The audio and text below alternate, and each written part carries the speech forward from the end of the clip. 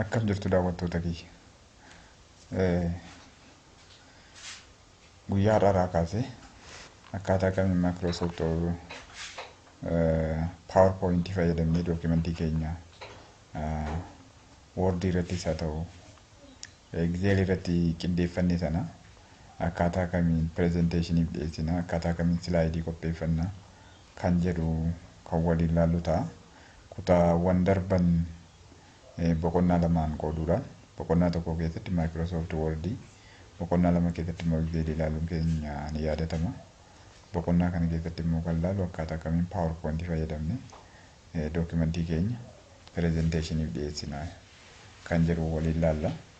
Kanaaf hanga dhuma barnoota PowerPoint kanatti kutaadhaan kanan dhiyeessu ta'a waan ta'eef akkana hordoftaniin jedha. Namoonni gara fuula YouTube kiyya dhuftan subscribe gochuu akka hin daganneetiin jedha. Kallattiidhumaan gara barumsa keenyaatti kan seennu ta'a jechuudha. Egaan PowerPoint qopheessuudhaaf maal goona? PowerPoint qopheessuudhaaf akkuma baratame startii dhufne jechuudha. Startii dhufne all programii dhufne jalqaba gaafa banannu yeroo hundumaa isinitti meera kana jalqaba applicationii yookaan software isinitti fayyadamaa turtanii asitti argama. Kan isinitti fayyadamaa turtan, kan duratti fayyadamaa turtan asitti argama jechuudha. Start menu jalatti argama. Kan tasuma bantaniitti fayyadamne garuu all program kan jedhu kana dhuftaniitu eessa keessa argattu jechuudha. Amma Microsoft Officeedhaan barataa jiru waan ta'eef Microsoft Office kana keessa galtaniitu argattu jechuudha. Amma kun iddoo kana jira PowerPoint'ini yookaan Microsoft Office PowerPoint'ini iddoo kana jira. Kana irratti cuqaasuudhaan eegaltu jechuudha. Gaafa irratti cuqaastan isinii banamaa jechuudha. Bifa kanaan banamee jira. Gaafa laaltanii layout isaa kana gaafa laaltan waan Word keessatti ilaalaa turre sana wajjin waluma fakkaata. Garaagarummaan isa kana garaagarummaa Word fi kan isa kana asitti slaayidoota isin agarsiisaa deema jechuudha. Slaayidoota boksiidhaan gaafa slaayidii haaraa dabaltan asii gadi slaayidii 2dha, 3dha, 4dha. Kanaaf karaa bitaa kanarra slaayidii jira. Iddoon kun immoo iddootti dookimentii keenya qindeessinudha jechuudha. Iddootti dookimentii keenya qindeessinudha. Yoo taatiloonni isaanii wajjin tokkummaa waan ta'eef isaan kanarra hin deebi'u. Iddootti dookimentii keenya qindeessinudha. Bifa kanaan argamu jechuudha. Bifa kanaan argamu. Kanaaf kallattiidhumaan gara dookimentii keenya qindeessuutti gaafa seennu gosoota slaayidootaa eessaa arganna? Kun iddoo kana keessa arganna. Gosoota slaayidootaa. Slaayidii akkamii barbaaddaa kan jedhuu fi layoutiin kun hoddana jira. New slaayidiin kun hoddana jira. Idaa adeemu. Gosoota slaayidii kanarra dhaabbanne jechuudha. Dookimentii keenya qindeeffachuu eegallaa jechuudha. Gosa slaayidii isa kamiin barbaada isa jedhuuf diirama isin agarsiiseera waan ta'eef amma fakkeenyaaf slaayidii kana fudhannee ilaallee maal of keessatti qabatee jira? Taayitilii fi sabtaayitilii. Kanaaf taayitilii fi sabtaayitilii qofaa kan hammatu slaayidii sabtaayitilii fi taayitilii qofaa hammatu barbaaddu ta'e kana galfattu. Slaayidii taayitilii fi kontentii yookaan main dookimentii taayitilii sana jala jiru barreessituu ta'e maal gootu dhuftanii layoutii kana dhuftaniitu jijjiirrattu jechuudha. Isuma jalqabaa kana fudhannee ilaallee taayitilii and kontentiidha waan ta'eef kun hunduma isaa hammatee waan jiruuf kanan galfadha jechuudha. Isaa booda maalaan godhasitti mata duree koo gashadheetan barreeffama koo barreessuu jalqabaa jechuudha. Amma fakkeenyaaf what is a computer kan jedhu kana mata duree ilaalu. Isaa booda mata duree koo bifa kanaan ergan barreeffadhee booda gara main dookimentii barreessuuttan seenaa jechuudha yookaan waa'ee mata duree kana haasa'uuttan seenaa jechuudha. Waa'ee mata duree kana haasa'uuttan seenaa. Gaafa waa'ee mata duree kana haasa'uutti seenu teeksti booksii isa taayitilii keessaa ba'e isa kana dhufa jechuudha. Kan main dookimentii kana gaafa dhufu maalan erga jechuudha. Asitti yoo fudhattanii ilaaltan objektoota garaagaraa agartu. Objektoonni kun maaliif nu fayyadu? Inni kun teebilii gashuuf nu fayyada. Inni kun chaartii gashuuf nu fayyada. Inni kun smart art graphics gashuuf yookaan teekstii keenya gara graphics'itti jijjiirachuuf nu fayyada. Inni kun immoo teekstii keenya keessatti imeejii gashuuf nu fayyada. Inni kun immoo aartota garaagaraa teebili keenya keessa gashuudhaaf nu fayyada. Inni kun viidiyoo garaagaraa teekistii keenya keessa gashuun nu fayyada jechuudha. Isaan kun tariitii yeroo barbaadanitti irratti cuqqaastanii galfachuu dandeessu. Amma ni garuu waa'ee kompiitaraa naasaa waan ta'eef as keessatti waan an barbaadu tokko iyyuu hin qabu. Kanaaf kan itti kennuu jalqabaa jechuudha. Kanaaf maalan godha? Computer is an electronic device that used to process data jedhetanii hiikatti kennaa jechuudha. Isaa booda waa'ee kompiitara waan baay'ee haasa'uu dandeessu, itti fuftanii haasa'uu dandeessu. Bifa kanaan dookimentii keenya qindeeffachuu jalqabnaa jechuudha. Ergan isa kana jedhee booda kana fixee raawwate maalan godha? Silaayidii itti dabaluun barbaade yoo ta'e niiw silaayid kan jettu kana keessa dhaqeenii ammas silaayidii akkamitti dabaladhaa jedhuuf silaayidii isa kanatti dabalawate yoo ni oolu isuma riisentii naa galchuu jalqaba. Kanaa booda yeroo ni oolu isuma riisentii naa galchuu jalqaba. Sanas itti fayyadame kan asii lammaffaa irratti naa gashaa jechuudha. Ammas mata dureetti kenna yookaan immoo mata duree tattaanutu ibsa barbaada. Ammas fuula yookaan silaayidii tokkotti dhumuu didee yoo ta'e ittan fufa. Ammas silaayidii biraan itti dabaladhaa. Silaayidii kana irratti ammas mata duree haaraan jalqaba ta'e mata duree haaraa jalqabeen bifa kanaan barreessuu eegalaa jechuudha. Bifa kanaan dookimentii keessan qindeeffachuu itti fuftu jechuudha. Bifa kanaan dookimentii keessan qindeeffachuu itti fuftu. Yoo silaayidiin kun isinitti hin tolle immoo silaayidii kana raayit kilik gootanii jijjiirrachuudha. Ammas gosa baay'ee jira waan ta'eef kun lamaan kun jira. Kanas galfattanii itti fayyadamuu dandeessu. Inni kun immoo kolomaniidhaan isinii kaa'eeramee dookimentii isaa kilik to add teekist isiniin jira. Iddoo lamaanitti jechuudha. Teekistii asittis aartota kolomaniidhaan kaa'ee kolomanii lamaan kaa'ee jira. Bifa kanaan galfannee hojjechuun danda'ama jechuudha. Kana fayyadamee jenereeta godhu. Maaliif maanuwaalii barreessuun yeroo na fudhata waan ta'eef Microsoft Word keessatti akkaataa akkamiin barreeffama shaakalaa akka jenereet godhan ilaalee turre. As keessattis ni hojjeta. As keessattis kanatti fayyadamtanii jenereet godhatanii irratti shaakaluu dandeessu. Kana jenereet godhee mee kanarratti haa hojjennu. Silaayidii namaluma isaatiin silaayidiin teekistiin itti baay'ate jennaan baay'ee xixiqqeessa waan ta'eef teekistiin itti baay'achuu hin qabu. Silaayidiin silumayyuu pirezenteeshiniif qophaa'a. Pirezenteeshinii immoo yaada gaggabaabaadhaan wanta dhiyeessuu barbaadan san yaadni isaatu hin jijjiiramiin hima xixiqqaadhaan shoorti nootii jechuudha. Shoorti nootii qopheessinaa asitti waan ta'eef hima xixiqqaadhaan barreessinaa jechuudha. Hima xixiqqaadhaan yaada bal'aa gabaabsinee kaa'u jechuudha. Yaada bal'aa gabaabsinee kaa'uudha waan ta'eef pirezenteeshinii yookaan paawerpoointiis kan qopheessinuuf kan maaf waan ta'eef himoota akkasii himoota amma akka gaazexaatti ta'an akkasii kan silaayidii keessatti hin eeyyamamu. Silaayidiin buleetiniidhaan xixiqqaatee hima gabaabaatti argamuu qaba jechuudha. Hima gabaabaatti argamuu qaba jechuudha waan ta'eef amman kana irraati koodii sana fayyadamee ni jenereet godhe kan appilikeeshinii kana yookaan kan paawerpoointii kana. Kanaaf tariitii bifa gaazexaatiin naa fide. Garuu kana gabaabsachuu danda'uun qaba jechuudha. The quick brown fox jumps over the lazy dog jedha. Ishee kana hundi isaa fudhannee ilaalle waa'ee isaa. Egaa keeyyata tokko keessa hima ijoo tokko jira waan ta'eef hima ijoo sana barbaanna asitti. Hima ijoo sana barbaanna. Kanaaf kana balleessee jechuudha. Hima ijoo ishee jalqabaa kana fudhadhaa jechuudha. Inni kunis yaaduma sana qaba. Tariitii gaammanii asirraatti jenereet godhadhe waan ta'eef isaa asirra jirudha. Kana akkuma jirutti naa hubattolee yaada. Asii hima ijoo tokko qofaa. Hima keewwata kana bakka naa bu'uun barreeffadhaa jechuudha. Hima keewwata kana bakka naa bu'u. Bifa kanaan silaayidii keenya qopheeffanna. Gaafa nuti akkasitti hima sana hima ijoodhaan bakka buufnu inni saayiziin isaa ofiisaa dabala jechuudha. Ofiisaa dabala. Ammoo fudhatanii ilaaltan saayiziin kana ofii dabale. Kana booda maal goona diraag gochuudha. Babal'ifachuudha booksii sana babal'ifachuudha. babal'ifattu babal'ifattu gaafa babal'ifattan hin guddataa jechuudha bifa kanaan isinii guddataa jechuudha bifa kanaan isinii guddata kanaasaa jiru amma waa'ee brown quick brown foxidha waan ta'eef kana mata duree godhadhuni isin kun dookimentii akka dookimentiitti fudhadhaa dookimentii qindeeffattaniitu waan pireezentii gochuuf deemtanitti akkasitti naa fudhadhaa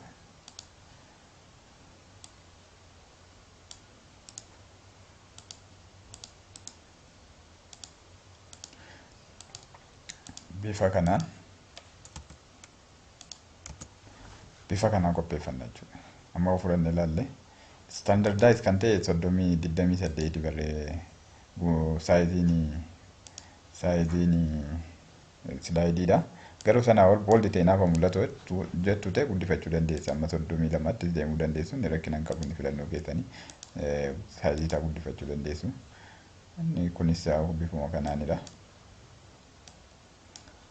bifa kanaan erga qopheeffannee booda maal goona buleetiinii ta'uu qaba buleetiiniidhaan agarsiisaa deemuu danda'uu qaba buleetiiniidhaan kanaaf buleetiiniitti godhannaa jechuudha buleetiinii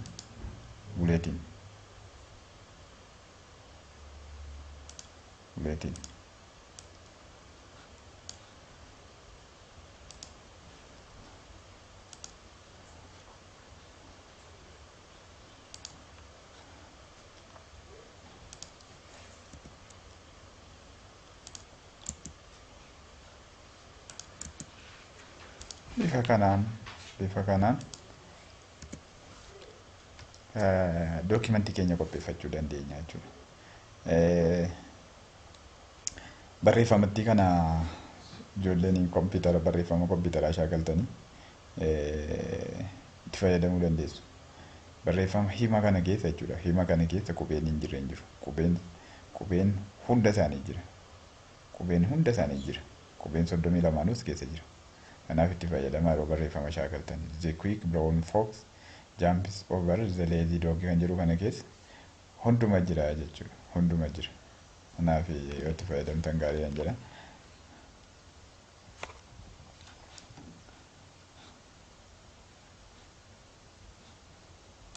Slaidii keenya bifa kanaan qopheeffachuu dandeenya jechuudha. Slaidii keenya bifa kanaan qopheeffachuu dandeenya jechuudha.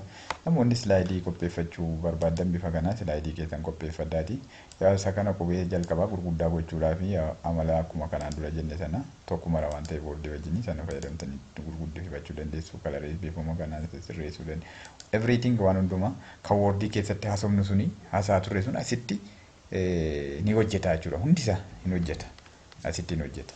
Garaagarummaan isaa maalidha? Inni kun short note-dha. Inni sun barreeffama bal'aadha. Barreeffama bal'aadha. Inni kun short note. Presentationif dhiyaata. Waan isin achitti barreessitan sana yaada isaa gaggabaabsitan immoo asitti keessanii maaliif dhiyeessitu jechuudha. Qaama ibsuu fi barbaadan sanaaf ibsitu. Yoo barsiisaa taatanii lecture note ta'uu danda'a. Yoo waltajjii garaagaraa kan geggeessitan ta'e waltajjii sanaaf waan dhiyaachuu qabu yaadannoo gaggabaabaatiin asirratti dhiyeeffattanidha jechuudha. Yeroo baay'ee PowerPointiin kan fayyadamnu maaliifidha? Presentation akkuma maqaa isaa present gochuuf jechuudha. Presentationii fayyadamna yookaan waltajjiidhaaf yookaan barataadhaaf yookaan workshoppiidhaaf slaidii nuti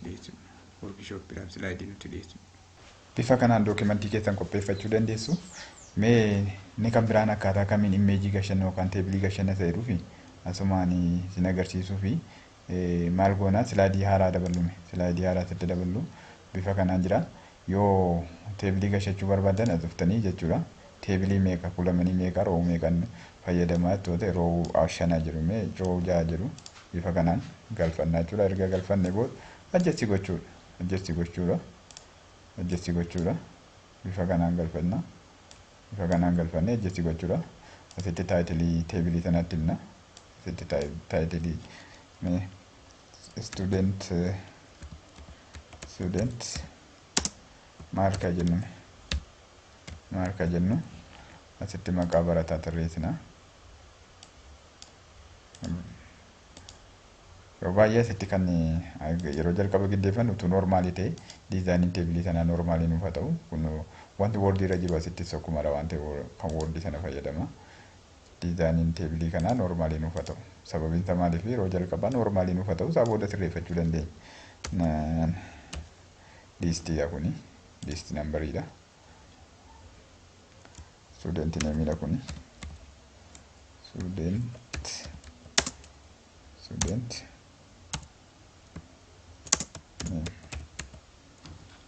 kuni seksii haa ta'u kuni eejii haa ta'u kun gireedii haa ta'u great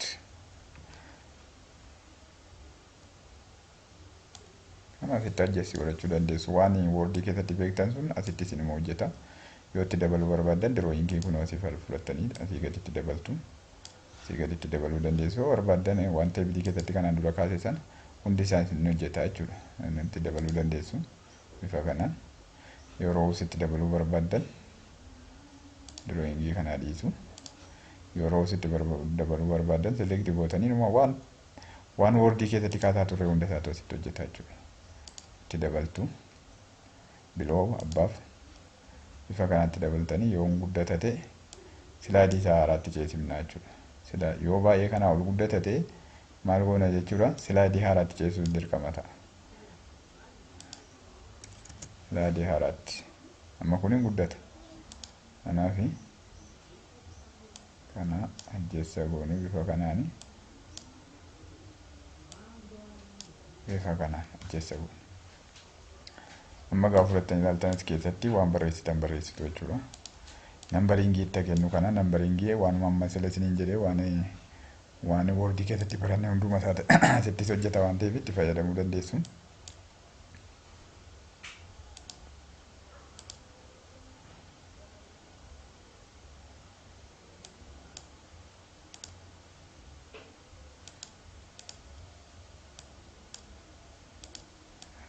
galee jira hunda isaan gashinii malee hundaan gashu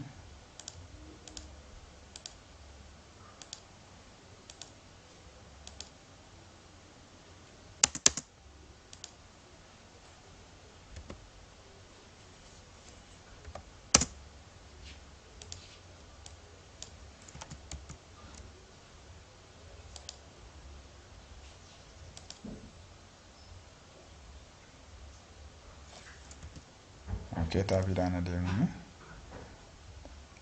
Taabiidhaan adeemnu.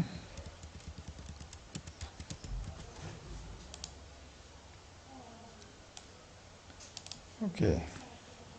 Kana itti kennaa deemuu dandeessu. Itti kennaa deemuu dandeessu. Ta'uun qabu ture.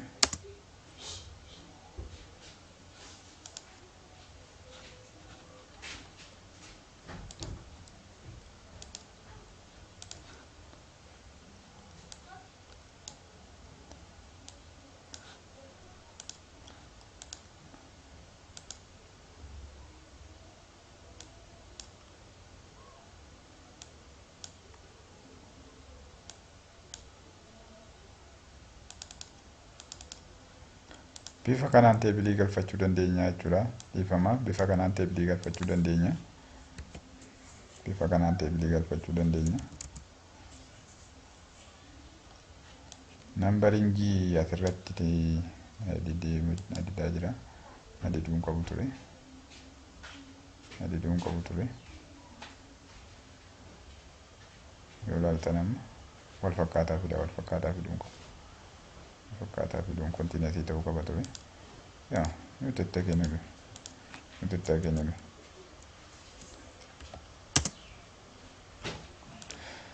Sabooda barreeffama barreessuudha. Afuraa jennu.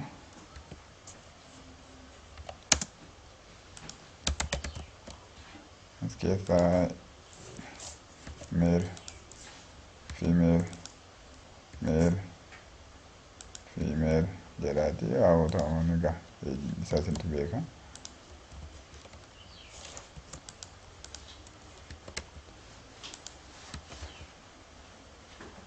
Viva. Yeah. Vida. Vida.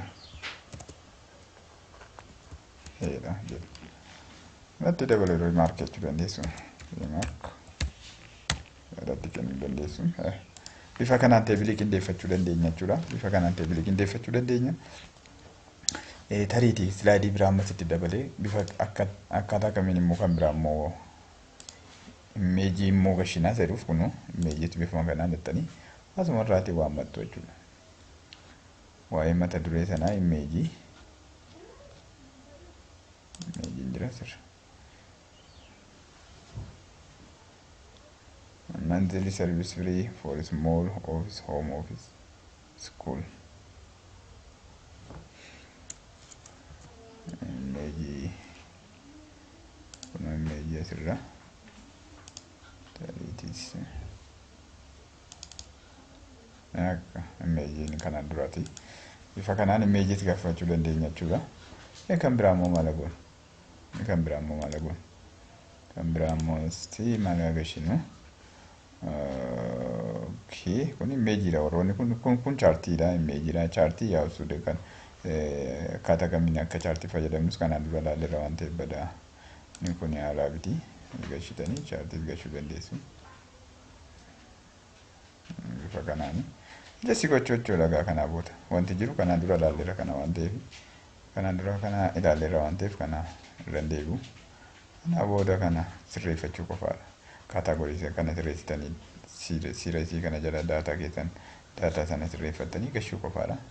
Waan biraan qabu. Amma akka fakkeenyaaf dargifuu maal akka bakka bu'u teebilii boordii keessatti ilaalleerra waan ta'eef asitti kana irra hin deebi'u. Bifa kanaan galfachuu dandeessu. Mee ammas slaayidii bira. Slaayidii bira. Kun immoo viidiyoodha. Viidiyoos bifa kanaan fidachuu dandeessu. Fidachuu dandeessu viidiyoo keessanii ani amma asirraati viidiyoo mataa kiyya amma qopheessaa jiru yookaan immoo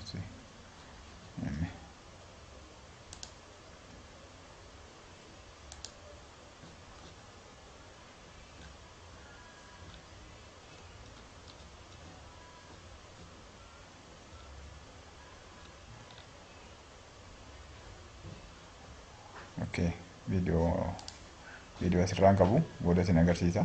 Bifa kanaan galfachuu dandeenya jechuudha. Bifa kanaan galfachuu dandeenya.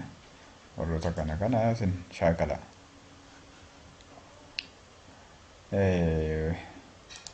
Imeejii gashin, giraafii gashinee, imeejii gashinee, teekistii keenya barreeffannee waan hundumaa godhannee kanaa booda maal goona?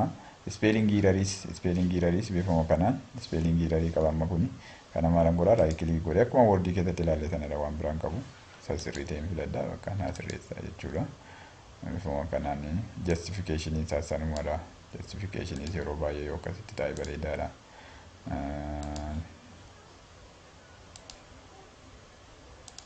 Akkasitti yoo barreessine bareedaadha. Okay. Bifa kanaan waan hundumaa qindeeffachuu dandeenya jechuudha. Slaayidii keenya bifa kanaan qindeeffachuu dandeenya. Wantoonni kaan waan woordii keessatti kaasaa tureera waan ta'eef karaa gabaabaa akkaataa kamiin finnee galchinaa sayiduu qofaa ilaallaa jechuudha. Tariitii diizaayinii akkaataa kamiin filannaa animeeshinii maal ilaalla jechuudha. Ammaaf garuu maalidha erga kana goonee booda akkaataa kamiin arginaa sayidhuuf ilaalaa deemuu danda'u qabna. Argamni isaa maal fakkaataa sayiduu fi kunoo slide show kan jettu fuulii screen fuulii kan inni isin agarsiisu addana jira. Ishee irratti cuqaastu yoon kanaachi immoo aduftanii asirratti cuqaastu. Yoo kanattan isinii fida. Escape yoo gootan deebi'a. Kun iddoo kana jirti karaa gabaabaa slide show full screen jechuudha. Kunoo bifa kanaan keyboard irraa up down arrow tuttuqtanii ilaalaa deemuudha jechuudha waan hojjettan ilaalaa deemu. Amma fakkeenyaaf teebiliin kun barreeffamni isaa baay'ee xixiqqaate. Maal yoo guddisuu hin dandeenyu hin guddisuu dandeenye. eessarratti kilii goona silaayidii teebilii qabatee jiru irratti kunoo asii gadi karaa bitaa silaayidoota argaa jirtu silaayidii teebilii qabatee jiru irratti cuqaasnee dhannee silaayidicha teebilicha sirreessuu dandeenya.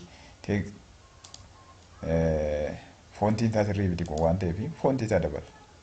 Foontii isaa dabala. Foontiin isaa mee 25 haa ta'u. Hingaa taanaan maal yoo akkas goone? Yoo akkas goone maal ta'a? Amma ilaalu dispilee goone. Haa ilaalu. Kunoo bareedee mul'ataa jira. Kana caalaa mul'isuu dandeenya taanaan dabaluudha. Wanti nu daangessu hin jiru. Maaliif teebilii keessatti barreeffamni yeroo baay'ee hanqina warra silaayidoota qopheessanii kanan argu maalidha? Teebilii keessa teekstoota jiranii saayizii isaan dabalan. Teebilii hojjetanii saayizii isaan dabalamne gaafa LCD irratti dispilee godhanii hin argamu jechuudha. Halaala teessanii hin argitan. Girgiddaa irratti gaafa dispilee godhan LCDdhaan gaafa dispilee godhan teeksiin isaanii saayiziin isaa noormaalii miti waan ta'eef saayizii standaardaayiz ta'een hin keenye waan ta'eef hin mul'atu hin shifataa salphaatti nagartani. Inni kun dogongora guddaadha. Kanaaf sirreeffachuu danda'uu qabna. Sirreeffachuu danda'uu qabna. Hamma teebiliin suni nun dhorkannetti amma teebiliin sun nun dhorkannetti seeliin teebiloota sanaa teeksii keenya akka nuti guddifnu nun dhorkinetti maal yoo guddisne amma fakkeenyaaf kun bal'aa qaba iddoo bal'aa qaba maal yoo guddise kanaaf ammayyuu guddisuu hin danda'a jechuudha. Ammayyuu guddisuu hin danda'a. Kan amma guddisuu hin danda'a. Guddatee mul'achuu qaba. Yeroo baay'ee teekstiin teebilii keessa jiru guddatee mul'atu silaayidii irratti. 40 ongole maal nan daangesine.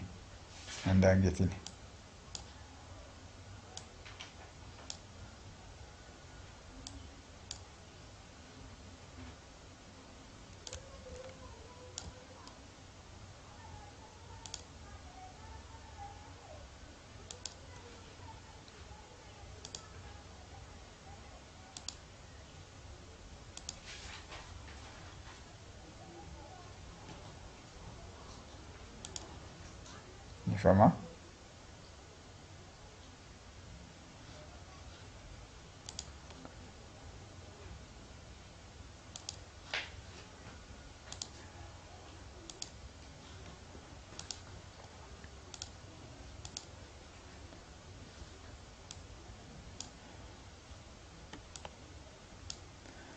Isaan kana immoo asii ol godhachuu dandeenya.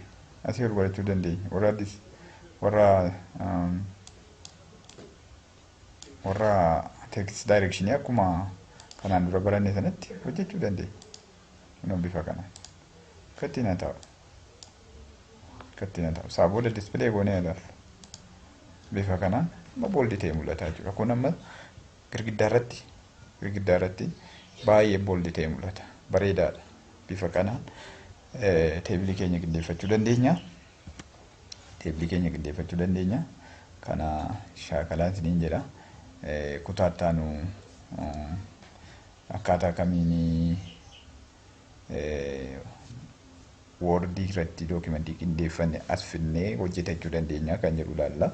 Akkaataa kamiin woordii irratti dookimentii fidanne dookimentii qopheeffanne gara silaayidiitti fiduu dandeenya kan jedhu karaa salphaa ta'e akkaataa kamiin finnaa kan jedhu ilaaluu dandeenya. Onlaayinii appilikeeshinoonni woordii gara silaayidiitti jiran baay'ee jiru. Garuu maanuwaalii ana ofii koo kanan itti fayyadamu jechuudha. Tokkoon achi woordii irraa koppii godhee fiduurraa akkaataan itti gara kanatti fidadhu jira waan ta'eef isin agarsiisa.